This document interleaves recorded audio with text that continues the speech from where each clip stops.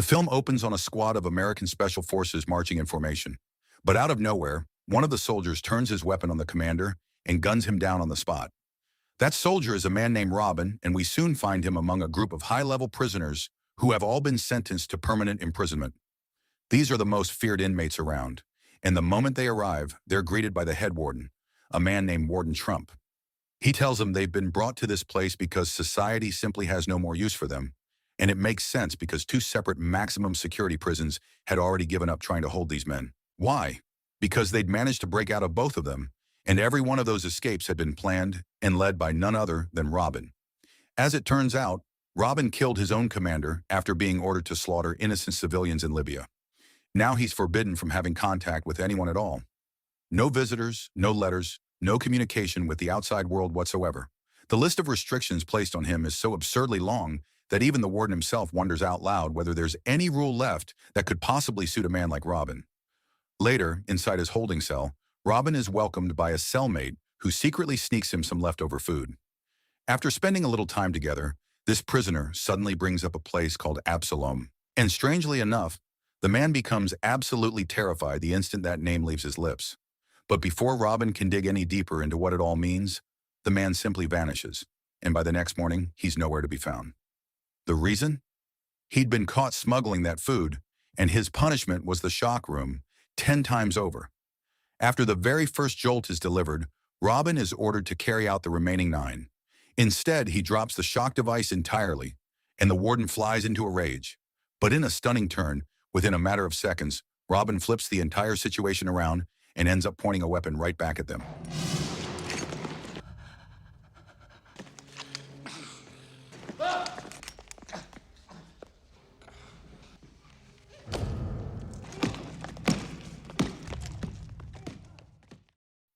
He pulled that move for one simple reason: to make it absolutely clear that he was not someone who could be ordered around. And because of it, Robin is immediately shipped off to the most feared prison of them all, the place called Absalom. Absalom turns out to be an island, completely surrounded by open ocean. And this is no ordinary stretch of land. Geographically, the place presents a brutal set of challenges for anyone trapped there. Robin learns this the hard way the moment he's dumped onto the island, left there without a single supply to his name. For him, there's only one way out, and that's no escape.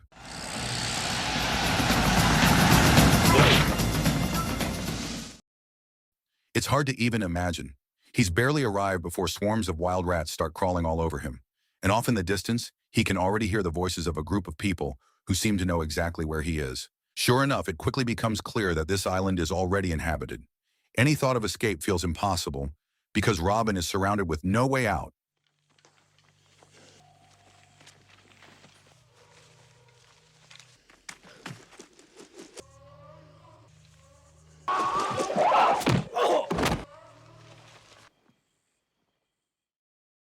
He's quickly hauled off by these people to a spot deep in the jungle. They seem strangely thrilled to welcome him, and Robin is about to get an experience he never asked for. Because these aren't some ordinary tribe. They're a band of prisoners, and they answer to a man named Merrick. Out of all the inmates on the island, Merrick is the only one with the power to keep this group in line. He's named them the Outsiders, and above everything else, they live by the law of the jungle. So it's no surprise that the moment Robin arrives, he's marched straight to a pit. Not for entertainment, but to fight to the death against one of the strongest prisoners they've got. What nobody expects is that Robin needs only a single second to win. Impressed by what he's just seen, Merrick offers him the position of right-hand man. But Robin has zero interest. Instead, he treats Merrick like a child, turning a weapon on him to make his point. As it happens, though, the launcher Merrick was carrying doesn't even work, and that forces Robin to take off running while the entire group chases him down without mercy. With no idea which direction leads to safety, Robin relies on pure instinct to slip away. He takes down several pursuers in the blink of an eye, while the rest scatter and search every corner for him.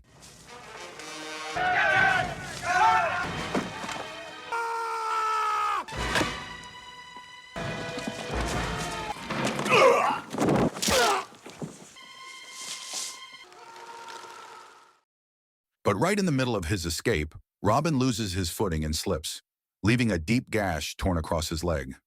Even wounded, he keeps pushing himself as hard as he can to get away, ignoring every trap scattered throughout the jungle.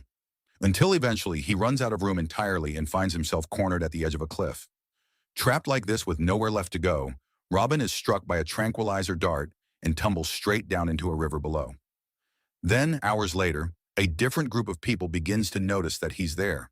These newcomers are dressed completely differently from Merrick's people, and they waste no time bringing Robin somewhere new. This time, he finds himself in a settlement that feels far more peaceful and calm. Naturally, his curiosity takes over, and he starts wandering around to get a better sense of the place. That curiosity eventually leads him straight to a prisoner named Hawkins. Hawkins, who happens to be one of the founders here, introduces Robin to a senior prisoner, an older man everyone simply calls Father. Father explains that Robin has arrived at the headquarters of a group known as the Insiders. This group was formed specifically to gather all the prisoners who reject the law of the jungle imposed by the Outsiders, meaning Merrick's people. And honestly, looking at how far they've come, it's obvious the Insiders operate with a much more humane way of thinking.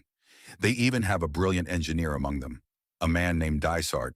So it's no wonder this fortress-like base was built together, piece by piece, all in the name of creating a more decent life. And things are decent enough that Robin is soon introduced to a religious leader named King, a man who often speaks about cleanliness and the kind of faith the Insiders rely on to keep going. As night approaches, a prisoner named Casey makes his way over to Robin.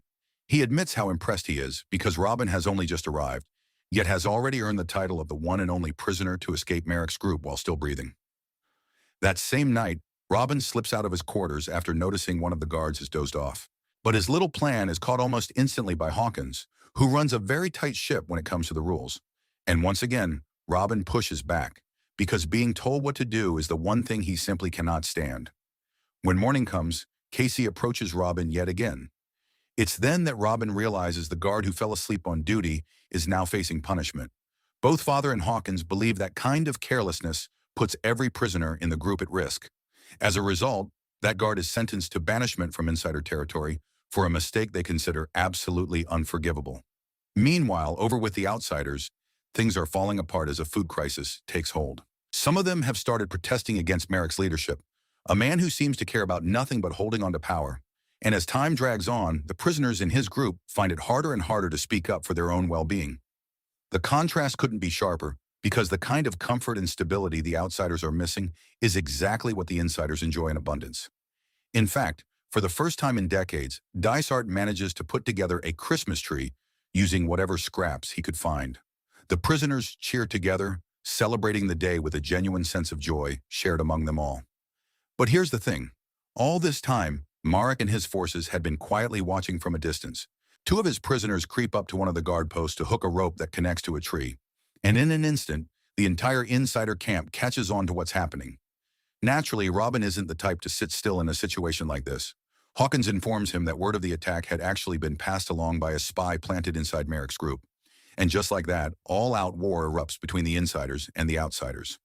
I'll admit, the Insiders have a pretty impressive battle strategy, but in the end, there's no avoiding it, and the fighting breaks out that very night. Some of the Outsiders manage to sneak their way inside, while the rest launch their assault using a handful of catapults. No! Get out!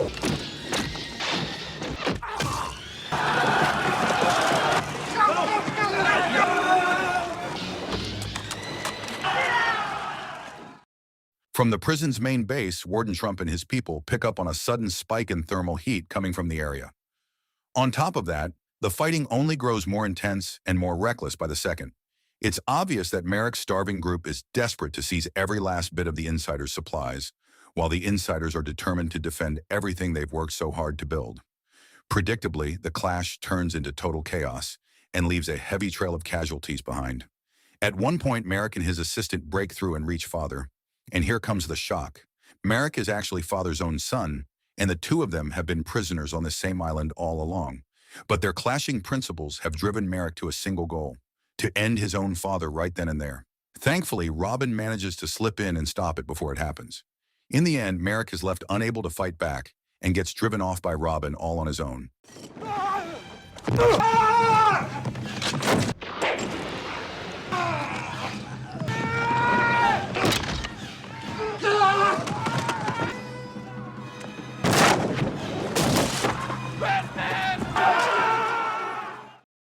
Seeing Showing just how remarkable Robin's abilities are, Hawkins tells Father that this man was once honored as one of the finest soldiers around.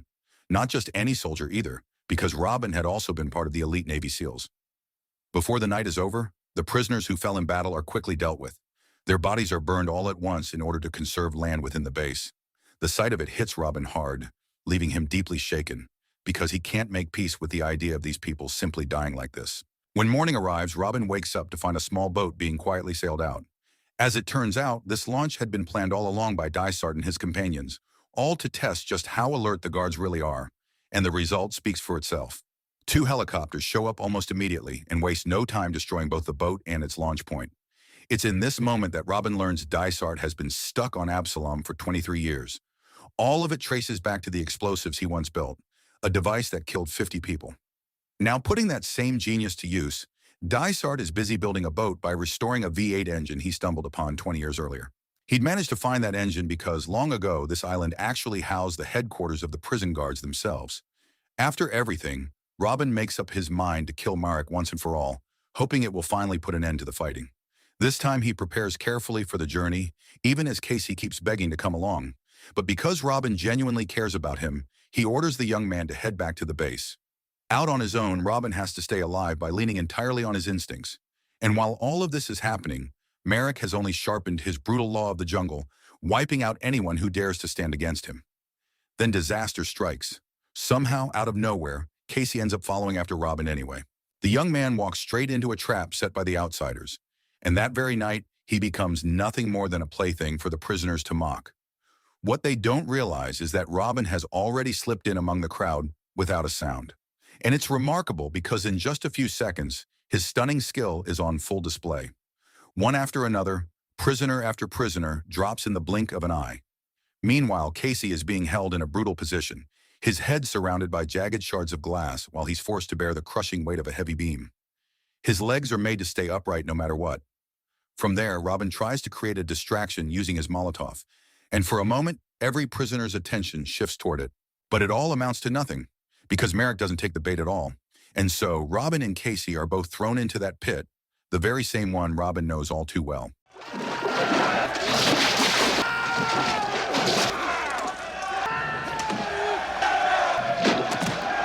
gotta kill me.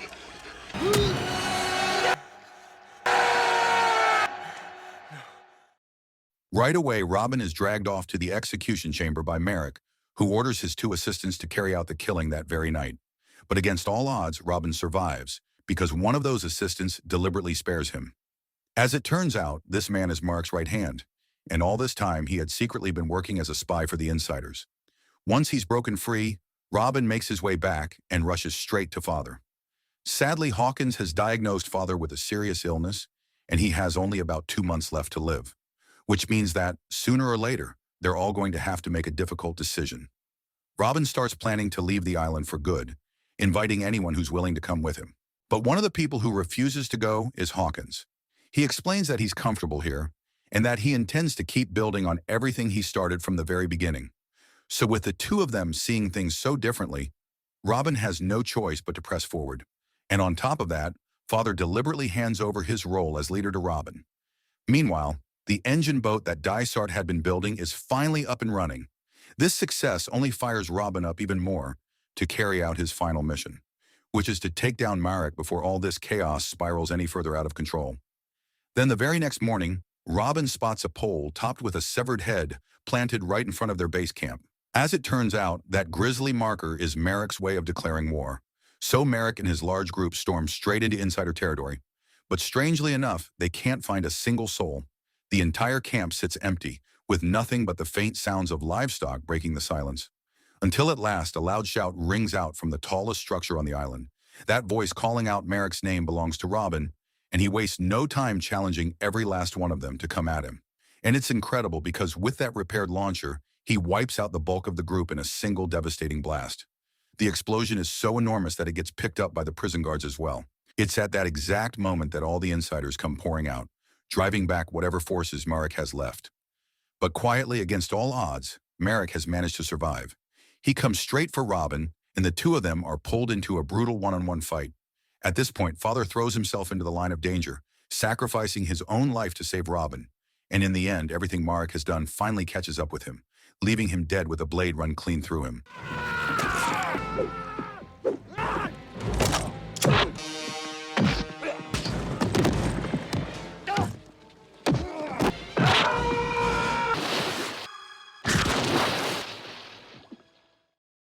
Once it's all over, Robin gathers every prisoner together to share something important.